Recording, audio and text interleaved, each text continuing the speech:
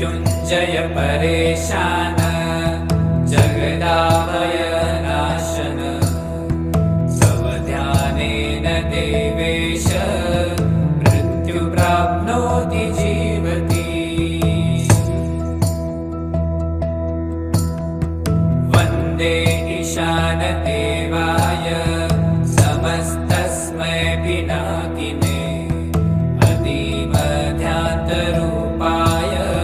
मृत्युनाशं करोतु मे